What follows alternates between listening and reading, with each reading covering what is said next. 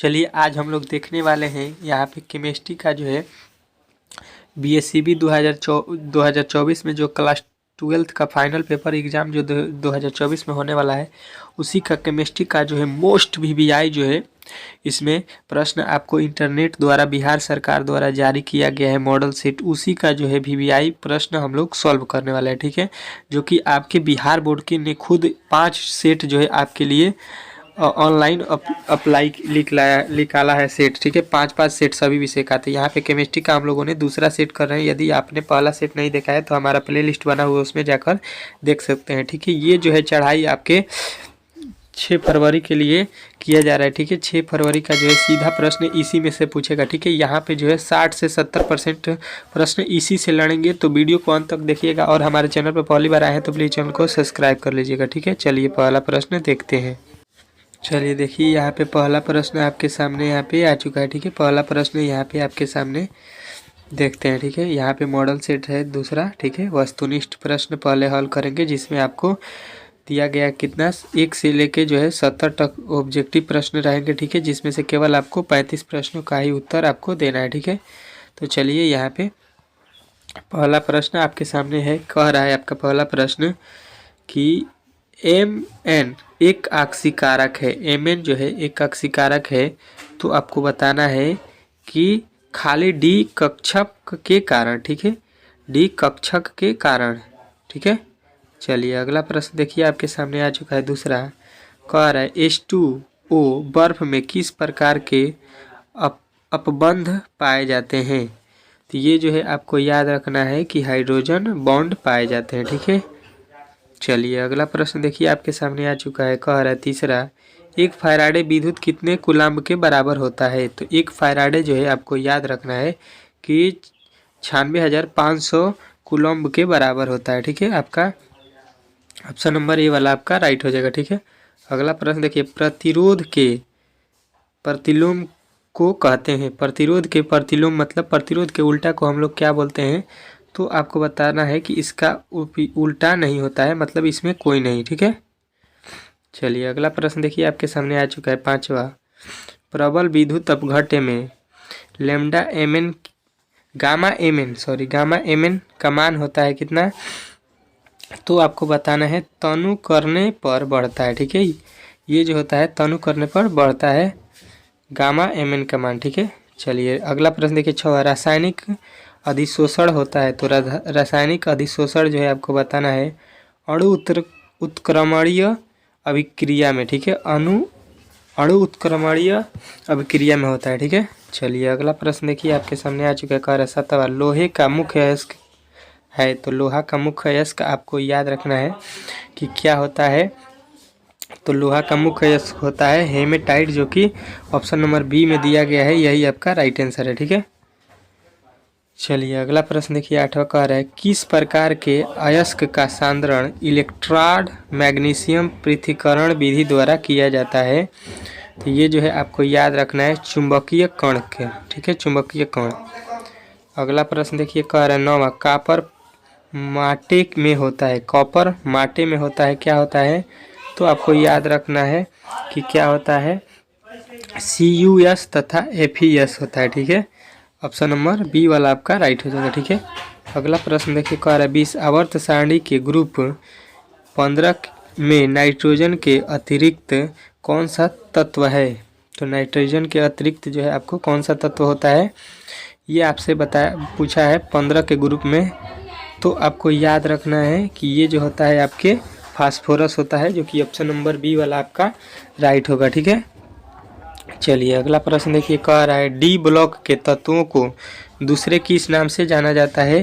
तो D block के तत्व को दूसरे नाम से हम लोग जानते हैं संक्रमण तत्व से। ठीक है, अगला प्रश्न देखिए कह रहा है जिंक है एक।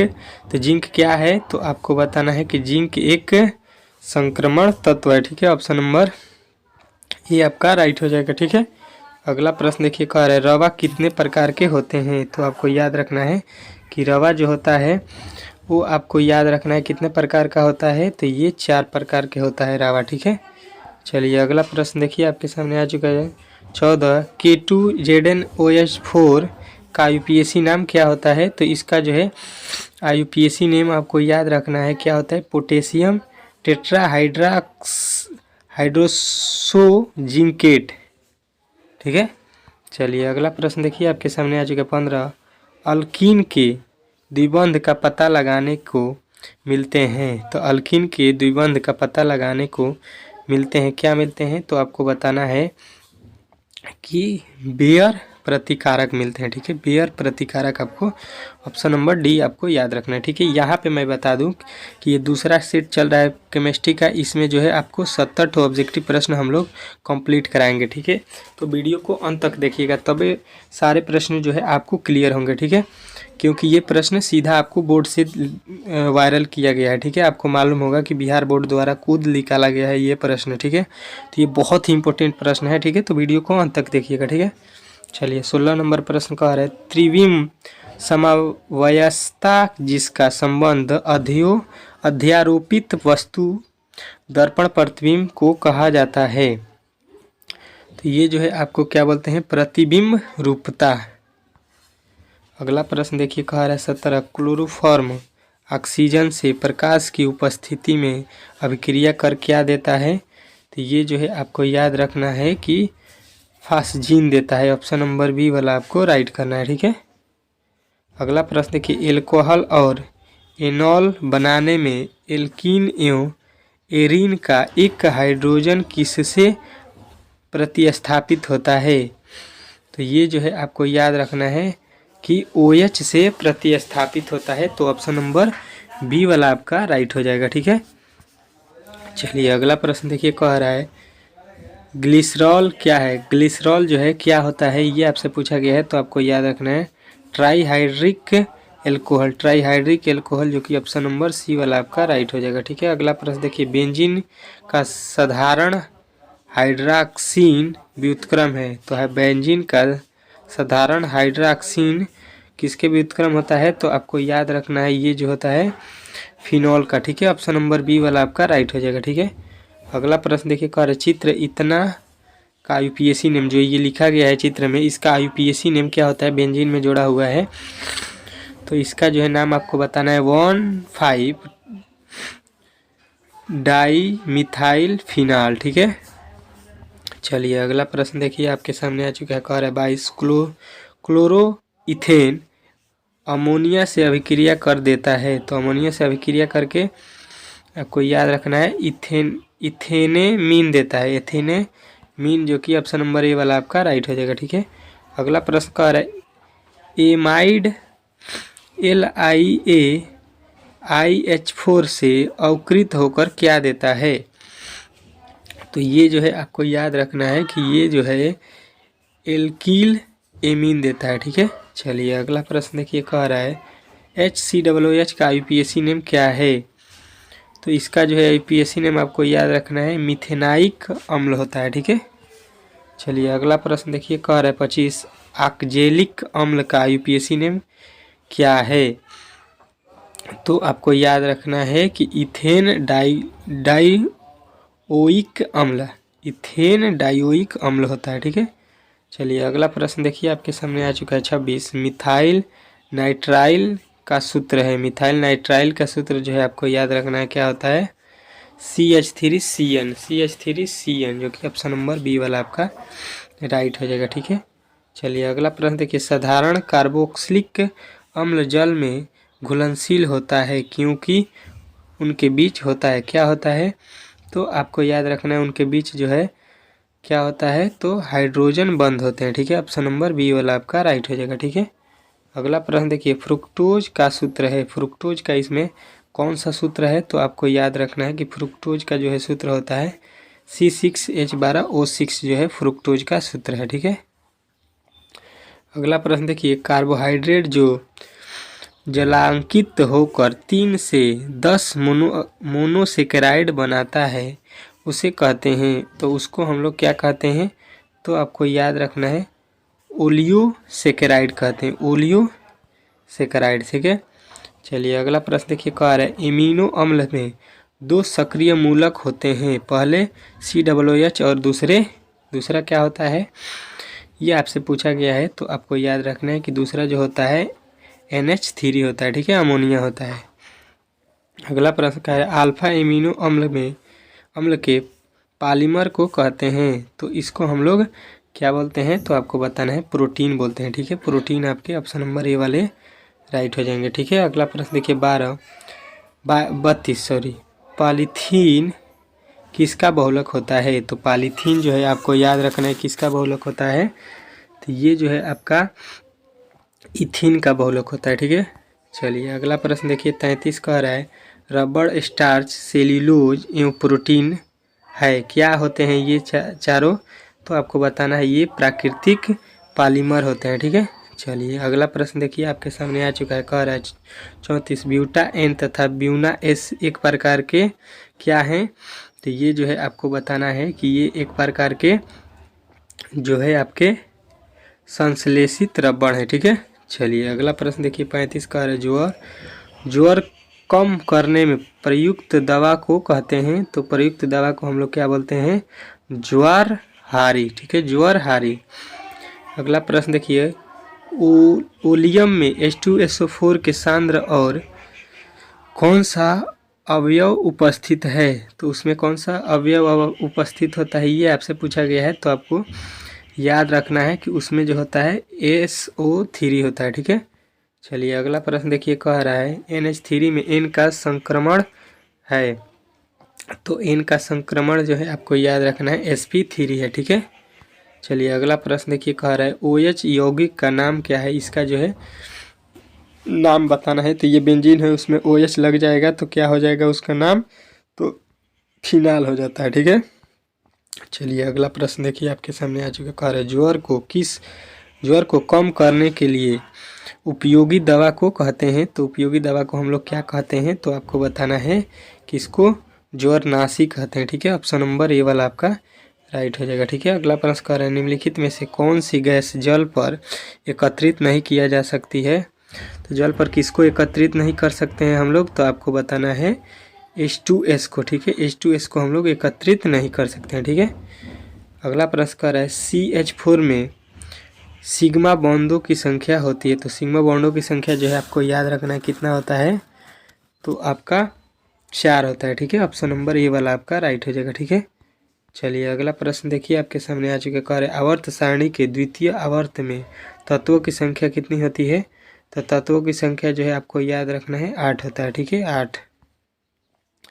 अगला प्रश्न देखिए निम्नलिखित में से कौन सुचालक है, तो आपको याद रखना है कि इसमें सुचालक जो है सभी हैं, ठीक है, मैग्नीशियम, जेरेनियम, कॉपर, ठीक है, सभी होते हैं। अगला प्रश्न देखिए कह रहे हैं निम्नलिखित में से कौन अर्धचालक है, अर्धचालक जो है आपको बताना है, तो इसमें जो है अर्धचालक आपको याद रखना है कि अर्धचालक जो है आपका Ag है, ठीक है। चलिए अगला प्रश्न देखिए कह रहा है आपका निम्नलिखित में से कौन सांद्रता इकाई ताप पर निर्भर नहीं करता है, तो सांद्रता इकाई पर जो है आपको याद रखना है कौन ताप निर्भर नहीं करता है, ये आपसे पूछा गया है, तो आपको बताना है मूललता, ठीक है। चलिए अगला प्रश्न देखिए कह रहा है सोडा वाटर क्या है, तो सोडा वाटर जो है आपको बताना है क्या है, तो जल में CO2 गैस का विलयन है, ठीक है। अगला प्रश्न देखिए लोहे को जंग लगने से बचाने के लिए निम्नलिखित में से किसका प्रयोग किया जाता है, तो आपको याद रखना है कि इसको PbO3 से हम लोग पेंटिंग करते हैं या रंगते हैं, ठीक है। चलिए अगला प्रश्न देखिए आपके सामने आ चुका है लोहे पर जंग लगने के लिए निम्नलिखित में से कौन सा आवश्यक है, तो जंग लगने के लिए क्या आवश्यक होता है, तो आपको बताना है सांद्र वायु, ठीक है। चलिए अगला प्रश्न देखिए आपके सामने आ चुका है, कह रहा है निम्नलिखित में से सबसे प्रबल ऑक्सीकारक पदार्थ है, तो सबसे प्रबल ऑक्सीकारक पदार्थ फ्लोरीन है, ऑप्शन नंबर बी आपको याद रखना है, ठीक है। अगला प्रश्न कर रहा है धात्विक बंध इनमें से किस में पाया जाता है, धात्विक बंध ये आपसे पूछा गया है, तो आपको याद रखना है कि धात्विक बंध जो है धातु में पाया जाता है, ठीक है। चलिए अगला प्रश्न कह रहा है सिनेबार है, तो सिनेबार जो है आपको याद रखना है कि HgS है, ठीक है।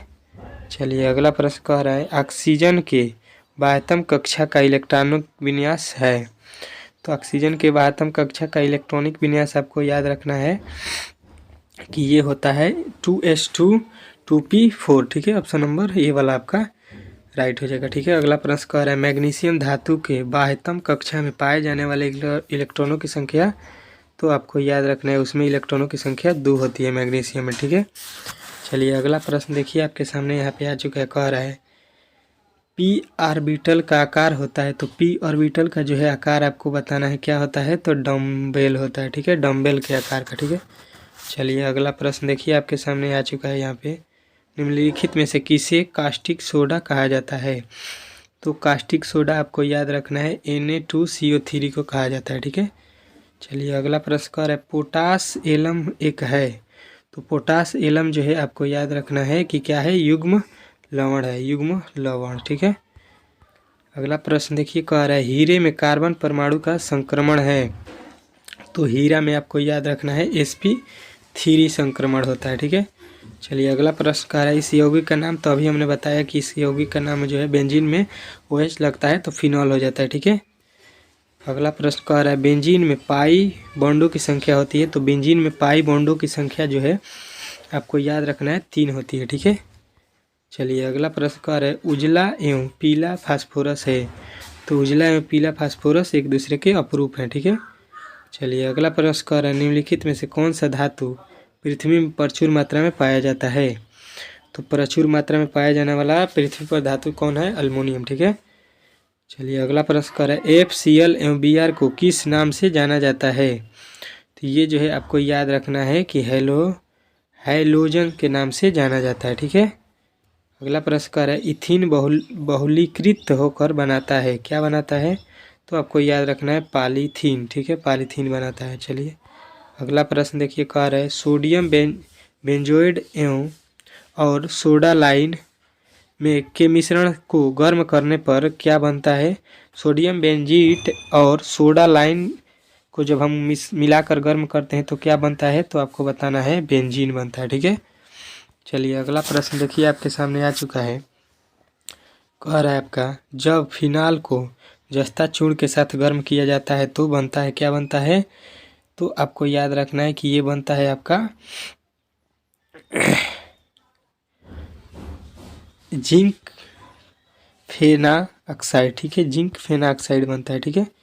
चलिए अगला प्रश्न देखिए निम्नलिखित में से कौन सा अक्रिय गैस है, अक्रिय गैस जो है आपको बताना है इसमें, तो नियोन जो है अक्रिय गैस होता है, आपको मालूम होगा, ठीक है। निम्नलिखित में से कौन बायोडिग्रेडेबल बहुलक है, बायोडिग्रेडेबल बहुलक है, ये आपसे पूछा गया है, तो आपको बताना है कि सेलुलोज जो है बायोडिग्रेडेबल बहुलक है, ठीक है। अगला प्रश्न कह रहा है एल्डिहाइड के ऑक्सीकरण से बनता है, तो एल्डिहाइड के ऑक्सीकरण से कार्बोक्सिलिक अम्ल बनता है, ठीक है। ऑप्शन नंबर ए वाला आपका राइट हो जाएगा, ठीक है। कह रहा है FeH2SO5NOSO4 में Fe की ऑक्सीकरण संख्या है, तो Fe की ऑक्सीकरण संख्या आपको याद रखना है कितना है, तो +3 है, ठीक है। चलिए अगला प्रश्न कह रहा है 70 लास्ट निम्नलिखित में से कौन एक चिलेटिन लिगेंड है, ठीक है, चिगलेडिन लिगेंड है, ठीक है। तो आपको बताना है कि ये 1,2 इथिलीन डाइएमीन है, ठीक है। यहाँ पे आपके दूसरे सेट का 70 ठो हम लोग ऑब्जेक्टिव प्रश्न कंप्लीट कर लिए हैं केमिस्ट्री का, ठीक है। आपको 5 ठो सेट कराया जाएगा, ठीक है, जो कि बहुत ही इंपॉर्टेंट प्रश्न है, जो कि खुद आपको बोर्ड ने निकाल कर दिया है, तो इसको आपको ज़रूर पढ़ना चाहिए, ठीक है, क्योंकि बहुत ही इंपॉर्टेंट प्रश्न है, ठीक है। तो 5 सेटों को देखने के लिए प्लीज़ हमारे चैनल को सब्सक्राइब कर लीजिए और वीडियो को लाइक कर दीजिए, ताकि मैं जब भी वीडियो अपलोड करूँ तो सबसे पहले नोटिफिकेशन आप तक चला जाए, ठीक है। चलिए मिलते हैं अगले वीडियो में।